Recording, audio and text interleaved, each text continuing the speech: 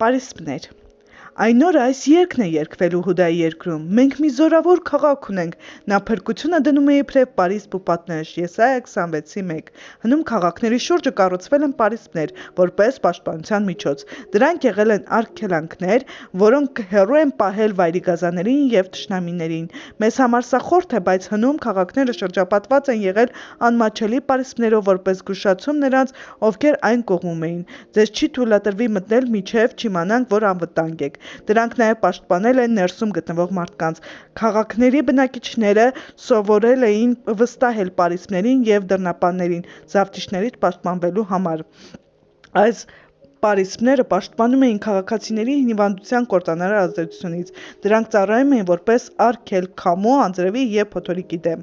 Այս ամենի լույսի ներքո պատկերացրեք մի քաղաք առանց պարիսպների, որը անարգել, զավթում և թալանվում էր։ Թշնամիները գալիս էին, գնում էին, ով կցանկանար ապրել այնտեղ, որտեղ չկա պաշտպանություն, որտեղ չկա ապաստան։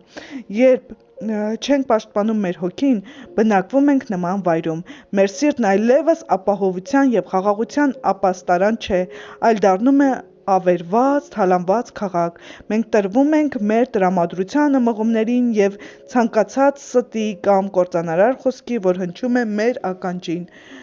Հուսախաբությունը դառնում է մեր ամենօրյա հացը, ու տրտմությունն ու ափսոսանքը մեր բաժինը։ Այսպիսով, ինչպես եք վերակառուցում պաշտպանական պարիսպները։ Կարող ենք սկսել իմաստավորել մեր խոսքերը, գիտակցաբար գործածելով այնպիսի բառեր, որոնք բժշկում և կառուցում են։ Սովորենք Աստծո խոսքը, թե ինչպես կարող ենք կիրառել այն մեր ամուսինների, երեխաների կյանքում, աշխատանքի